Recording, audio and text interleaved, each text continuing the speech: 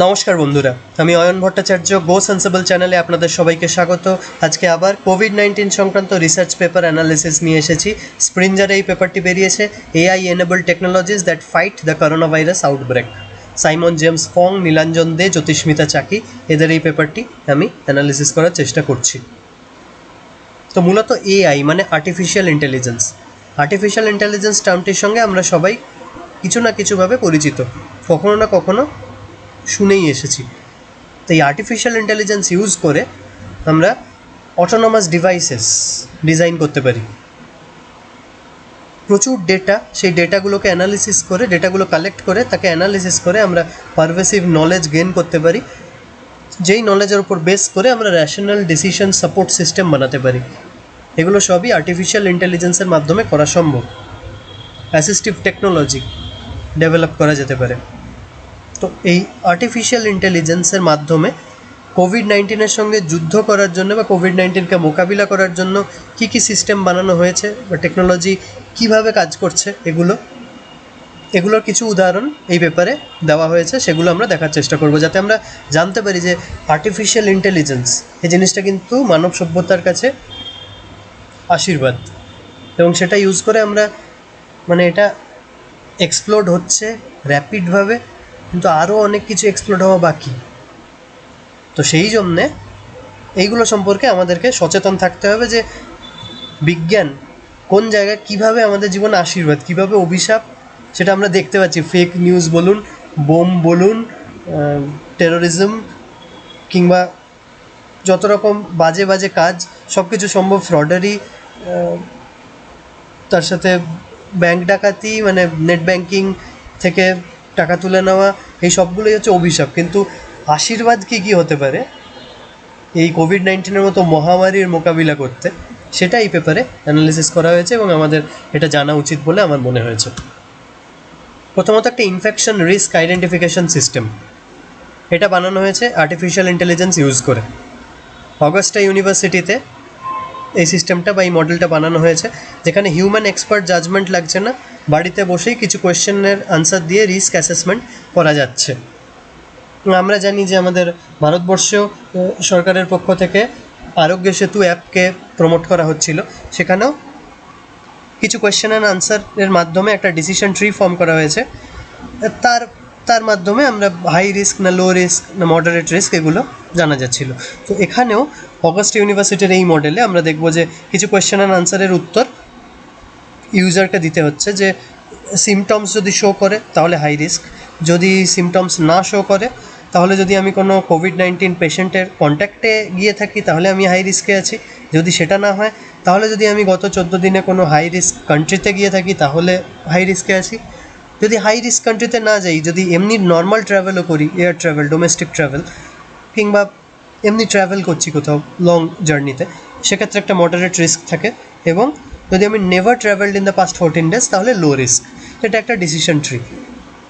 তো এই সিস্টেমটা আমি কোয়েশ্চেনের আনসার দেবো, আর তার উপর বেস করে কিছু প্রিভিয়াস স্যাম্পল একে ফিড করা থাকবে। তো তার বেসিসে মডেল নিজে ডিসিশন দিয়ে জানাবে যে তুমি এই উত্তরগুলো দিয়েছো, তার মানে তুমি হাই রিস্কে আছো কি লো রিস্কে আছো, কিংবা মডারেট রিস্কে আছো কিংবা ভেরি হাই রিস্কে আছো।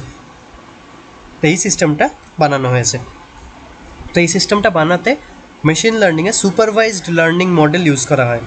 তো মেশিন লার্নিং সম্পর্কে যাদের আইডিয়া নেই, খুব সহজে যদি বলি, একটা মানুষের বাচ্চা যখন জন্মায় তো তার তো প্রথমে কোনো আইডিয়া থাকে না যে কোনটা ছাগল, কোনটা গরু, কোনটা গাড়ি, কোনটা কুকুর, বেড়াল, কোনো আইডিয়া থাকে না। কিন্তু ক্রমাগত 2-3 বছর ধরে তাকে বলা হয়, সে দেখতে থাকে, একটা ট্রেনিং প্রসেসের মধ্যে দিয়ে যায়। 3 বছর পর সে বুঝতে পারে আচ্ছা এইটা হচ্ছে তার মানে গাড়ি।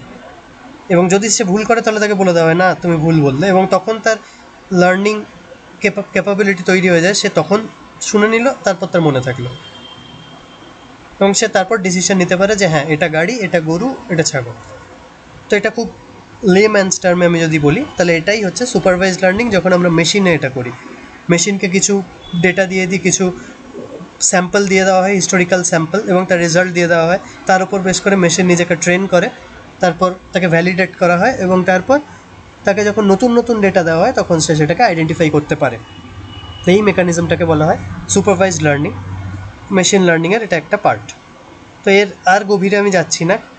বেয়েশিয়ান network, decision tree, support vector machine ইত্যাদি হচ্ছে সুপারভাইজড লার্নিংয়ের আরও মেথডোলজি বা আরও অ্যালগোরিদম, যে অ্যাপ্রোচগুলো ইউজ করে আমরা সুপারভাইজড লার্নিংকে সত্যিকারের ইমপ্লিমেন্ট করতে পারি। তো এই ইনফেকশন রিস্ক আইডেন্টিফিকেশন সিস্টেম, এটা দিয়ে শুধু যে আমরা হাই রিস্ক লো রিস্ক জেনে যাব তা নয়, তার সাথে সাথে আরও এই ডেটাগুলোকে অ্যানালিসিস করে তাহলে আমরা কোভিড-19 এপিসেন্টার, কোন জায়গাটায় এপিসেন্টার তৈরি হচ্ছে, কোথায় বেশি কেসেস দেখা যাচ্ছে, ভাইরাস কীভাবে সার্কুলেট করছে, তার প্যাটার্ন কী, রিস্ক লেভেল কী প্রত্যেকটা আরবান বা সাব আরবান এরিয়াগুলোতে, সেইগুলো আমরা ভিজুয়ালাইজ করতে পারবো। তো এই সিস্টেমটা বানানোর ক্ষেত্রে যে challenges, artificial intelligence smart algorithm develop করা, যেটা দিয়ে পাস্ট এবং কারেন্ট হাই রিস্ক এরিয়াসগুলোকে ও আইডেন্টিফাই করতে পারবে এবং ফিউচার হাই রিস্ক এরিয়াসগুলোকে প্রেডিক্ট করতে পারবে based on the data it gathers. তাকে যে ডেটাগুলো দেওয়া হচ্ছে তার উপর বেস করে, এবং সেই বিশাল ডেটাগুলোকে প্রসেস করার জন্যে বিগ ডেটা ইনফ্রাস্ট্রাকচার চাই। বিগ ডেটা হচ্ছে এখনকার trending research topic. Big data, অনেক ডেটা নিয়ে তাকে অ্যানালিসিস করার জন্য বিগ ডেটা, ক্লাউড প্রসেসিং এগুলো দরকার হয়। কারণ অটো ডেটা কোনো একটা সিস্টেমে স্টোর না রেখে ক্লাউডে রাখা হয়। তো সেই সিস্টেম বানানো, তার সাথে সাথে এই ডেটাগুলোকে দেখে জিওগ্রাফিক্যাল ডেটা ভিজুয়ালাইজ করা, এই ডেটাগুলো অ্যানালিসিস করে তারপর জিওগ্রাফিক্যাল ডেটা অ্যানালিসিস মানে ভিজুয়ালাইজ করা, এইগুলো হচ্ছে এই এআই ইউজ করে এই মডেলটা করতে পারে। আচ্ছা, এরপরে আর্টিফিশিয়াল ইন্টেলিজেন্স ইউজ হচ্ছে smart screening for high body temperature. Body temperature monitoring এটা হয়ই, কিন্তু আমরা দেখি যে বিভিন্ন অফিসে কিংবা মলে যখন বডি টেম্পারেচার হয় তখন প্রত্যেকের জন্য 30 সেকেন্ড 1 মিনিট করে সময় যায়। কারোর যদি একটু ভুল ডেটা দিচ্ছে তাকে একটু ওয়েট করায়, তার জন্য কিছু সময় যায়। 30 সেকেন্ড থেকে ম্যাক্সিমাম 1 মিনিট 1.5 মিনিট করেও সময় যেতে পারে। তো তার জন্য মাস থার্মাল ইমেজ স্ক্যানার, যেটা হচ্ছে infrared thermal image scanner ITIS, এটা ইউজ করা হচ্ছে। ওটাকেও দুদিন নিউজিল্যান্ডে এটা অলরেডি ইউজ করা হয়েছে। দেখা গেছে যে প্রায় 95% অ্যাকিউরেসিতে এটা ঠিক রেজাল্ট দিচ্ছে, যে একসাথে অনেকের থার্মাল ইমেজ স্ক্যান করছে। আচ্ছা, এবার আর্টিফিশিয়াল ইন্টেলিজেন্স কোথায় আসছে? যদি আমরা কোনোভাবে ফেস ডিটেক্ট করতে পারি এবং ফেস ডিটেক্ট করার পর ঠিক যে ফেশিয়াল পয়েন্টটায় বডি টেম্পারেচার মেজার করা হয়, আমাদের কপালে যে লেজারের মতো জিনিসটা ফেলে বডি টেম্পারেচার মেজার করে, তো সেই ফেশিয়াল পয়েন্টটা যদি আমরা ডিটেক্ট করতে পারি এবং সেই ডিটেকশন এবং tracking, this is the part of artificial intelligence. এবং তার মাধ্যমে যদি আমরা বডি টেম্পারেচার মেজার করতে পারি, তারপর আমরা সেই পয়েন্টটা আমরা ডিটেক্ট করে নেওয়ার পর এবার ITIS সিস্টেমটা ফেলা, ইনফ্রারেড থার্মাল ইমেজ স্ক্যানার যে সিস্টেমটা ছিল এবার ওতে ফেলা, ফিট যদি আমি করে দিতে পারি তারপর তার রেজাল্ট দিয়ে দিতে পারে সিস্টেম, তাহলে সেটা হচ্ছে smart screening for high body temperature. এবং এর জন্যে আর্টিফিশিয়াল ইন্টেলিজেন্সের ডিটেকশন, ট্র্যাকিং এইগুলো করতে আর্টিফিশিয়াল ইন্টেলিজেন্স লাগছে। অ্যাবস্ট্রাক্ট লেভেলে যদি আমরা দেখি তাহলে এর মডিউল আবার target detection, target classification, target tracking. Detection মানে ডিটেক্ট করা পয়েন্টটা, আর ট্র্যাকিং মানে সাবসিকুয়েন্ট ফ্রেম মানে এই যে ফ্রেম ডিফারেন্সিং, এই প্রত্যেকটার গভীরে আমি আর যাব না, কিন্তু তাও ফ্রেম ডিফারেন্সিংটা বলি। যেমন ভিডিও কি 10 frame per second, 20 frame per second, 30 frame per second, মানে কি 1 সেকেন্ডে 30টা ফ্রেম, মানে ছবি, কিন্তু মানুষের হিউম্যান আই তো সেগুলোকে ডিটেক্ট করতে পারে না বলে অত মাইনিউট ডিটেলস ওরা মানে হিউম্যান আই ডিটেক্ট করতে পারে না বলে পরপর 60খানা ফ্রেম দেখিয়ে দিলে আমার মনে হয় ভিডিও চলছে। তো সেই পরপর দুটো ফ্রেমের মধ্যে যে ডিফারেন্স, ওইটা দিয়েও কিন্তু মোশন ডিটেক্ট করা যায়। এবং এগুলো ডিটেক্ট, ট্র্যাক এগুলো করার জন্য আর্টিফিশিয়াল ইন্টেলিজেন্স ইউজ হচ্ছে। এটা আরেক রকমের টেকনোলজি যেটা আর্টিফিশিয়াল ইন্টেলিজেন্স ইউজ হচ্ছে। এরপর deep learning and radiological image analysis. এটা কি আমরা জানি কোভিড-19 টেস্টের জন্য একটা পেপার কিট টেস্ট আছে, যেটা RNA স্যাম্পল, যে পোটেনশিয়াল ইনফেক্টেড তার RNA স্যাম্পল নেওয়া হয়, তারপর তাতে কিছু স্পেশাল এনজাইম অ্যাড করা হয়, তারপর কিছু সেটা ডিএনএতে চেঞ্জেস হয়ে যায়। এক্স্যাক্ট ডিটেল আমি বলতে পারছি না, কিন্তু এর ওপর বেস করেই একটা পেপার টেস্ট হয় কোভিড-19-এ। কিন্তু দেখা গেছে তার ক্ষেত্রে অ্যাকিউরেসি 60%-এর কাছাকাছি। কিন্তু তার জায়গায় যদি আমরা সিটি স্ক্যান ইউজ করি, পেশেন্টের চেস্টের সিরিজ অফ এক্সরে ইমেজেস নিয়ে তাকে যদি আমরা অ্যানালিসিস করতে পারি, এবং সেক্ষেত্রে দেখা গেছে 80 থেকে 90% কেসে আমরা পারফেক্টলি ডায়াগনোসিস করতে পারছি কোভিড-19। এবং এই এক্সরে ইমেজগুলোকে যখন আমরা ইমেজ প্রসেসিং করছি, ইমেজ অ্যানালিসিস করছি, সেখানে আমার আর্টিফিশিয়াল ইন্টেলিজেন্স কাজে আসছে। প্রথমে ইমেজগুলো নেওয়া হলো, তারপর ইমেজগুলোকে প্রি প্রসেস করে রিডান্ডেন্ট এরিয়া, যে এরিয়াগুলো লাগবে না সেই এরিয়াগুলোকে আমরা প্রথমেই বাদ দিয়ে দিলাম ইমেজ প্রসেসিং করে। তারপর যে এরিয়াগুলো আছে তার ভেতর যেগুলো এরিয়া অফ ইন্টারেস্ট সেগুলোকে ডিটেক্ট করলাম, সেগুলো হচ্ছে এরিয়া অফ ইন্টারেস্ট। ডিটেক্ট করে তাকে সেগমেন্ট করা হলো, বলছে ইমেজ সেগমেন্টেশন। তারপর এর প্যাটার্নগুলো ফলো করে, প্যাটার্নগুলো দেখতে দেখতে বোঝা গেল যে এই পার্টিকুলার এই এরিয়া অফ ইন্টারেস্টগুলোর এক এক রকম প্যাটার্নের জন্য এক এক রকম কেস তৈরি হচ্ছে। এবং সেইখানে সিএনএন বা কনভলিউশন নিউরাল নেটওয়ার্ক, এটা হচ্ছে ডিপ লার্নিং। ডিপ লার্নিং হচ্ছে মেশিন লার্নিংয়ের, মানে আর্টিফিশিয়াল ইন্টেলিজেন্সেরই মেশিন লার্নিংয়ের পরের ধাপ ডিপ লার্নিং। সেইখানে কনভলিউশন নিউরাল নেটওয়ার্ক আছে, যেখানে প্যাটার্নগুলোকে ইমেজ ক্লাসিফিকেশন করে একটা প্রেডিক্টারের পাঠানো হচ্ছে, এবং প্রেডিক্টার বলে দিচ্ছে যে কোভিড-19 হয়তো এই রকম যদি প্যাটার্ন হয় তাহলে 87% চান্সেস আছে যে কোভিড-19 হয়েছে, 13% হয়নি, 13% চান্সেস আছে যে অন্য নিউমোনিয়া হয়েছে, কোভিড-19 হয়নি।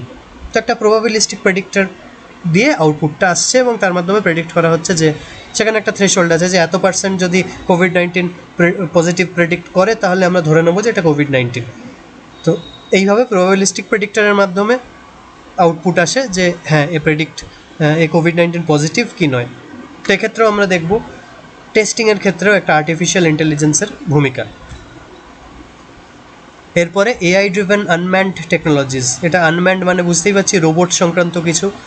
হাসপাতালের ক্ষেত্রে কেয়ার গিভার, ওষুধ দেওয়া নিয়মিত, বা অ্যালার্ম দেওয়া যে এই সময় খাবার দিতে হবে, এই টাইপের জিনিস। তো কেয়ার গিভার, ডিসইনফেকশন মানে স্যানিটাইজ করা কোনো একটা ফ্লোর, ইউভি স্যানিটাইজ করা, আলট্রাভায়োলেট স্যানিটাইজেশন, তারপর body temperature measurement, blood sample collect, এসব ক্ষেত্রে হাসপাতালে রোবট ইউজ করা হচ্ছে, এবং রোবট মানেই আর্টিফিশিয়াল ইন্টেলিজেন্স ইউজ করা হচ্ছে সিস্টেমটা বানাতে।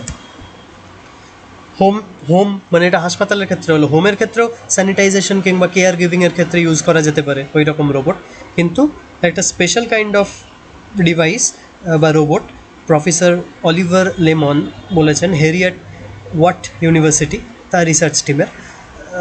তো সেখানে সোশ্যালি অ্যাসিস্টিভ রোবটস বা সার্স এর ওপর কাজ করা হচ্ছে, যেখানে হিউম্যান ইমোশনের সাথে, মানে একটা রোবট মানুষের সাথে ইন্টারাক্ট করতে পারছে, ইমোশনালি কানেক্ট করতে পারছে। কারণ এই লকডাউনের সময়, আইসোলেশন কিংবা কোয়ারেন্টাইনের সময় একটা ম্যাসিভ ডিপ্রেশন মানুষকে গ্রাস করছে। তো কথা বলা, কারণ কোয়ারেন্টাইনের সময় তাকে একাই থাকতে হবে, আইসোলেশনের সময় তাকে একা থাকতে হবে। তো সাইকোলজিক্যাল স্ট্রেস যাতে না আসে, যাতে কথা বলে, যাতে ইমোশনালি কানেক্ট করা যেতে পারে, তার ওপর কাজ হচ্ছে, এবং সেক্ষেত্রেও আর্টিফিশিয়াল ইন্টেলিজেন্স ইউজ করা হচ্ছে।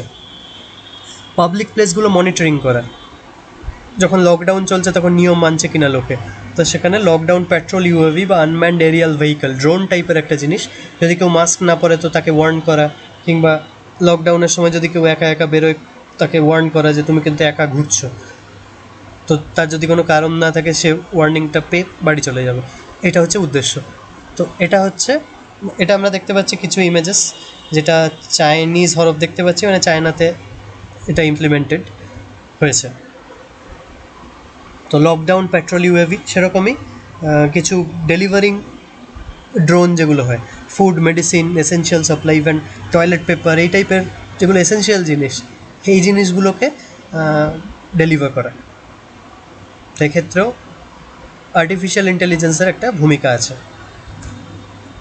বন্ধুরা, এই ভিডিওতে আমরা দেখলাম, বা এই রিসার্চ পেপার অ্যানালিসিসে আমরা দেখলাম কোভিড-19কে মোকাবিলা করতে টেকনোলজি কীভাবে আমাদেরকে সাহায্য করছে। তো আমাদের সেই সম্পর্কে অবগত থাকা উচিত। আমরা সায়েন্স পড়তে পারি, আর্টস পড়তে পারি, কিছু যায় আসে না। শিক্ষিত মানুষ হিসেবে আমাদের উচিত আপডেটেড থাকা, যাতে আমাদের কাছে যদি কখনো সুযোগ হয় আমরা সাজেশন দিতে পারি কোথাও, কিংবা আমাদের কাছে কখনো ডিসিশন পাওয়ার থাকে, আমরা ইমপ্লিমেন্ট করতে পারি কিছু, তাহলে আমরা যেন আমরা জানি যে কী টেকনোলজিতে কাজ হচ্ছে, না জেনে যদি আমরা বলি সেটা এমটি ভেসেল সাউন্ডস মাচ হয়ে যাবে, বা সেটা হওয়া কাম্য নয়, এই মুহূর্তে তো নয়। বন্ধুরা, যদি আপনাদের এই ভিডিওটি পছন্দ হয় তাহলে ভিডিওটি লাইক করবেন, আমাদের চ্যানেল সাবস্ক্রাইব করে দেবেন গো সেন্সিবল, আর ভিডিওটি শেয়ার করে দেবেন আপনার পছন্দের মানুষদের সাথে। ধন্যবাদ, নমস্কার।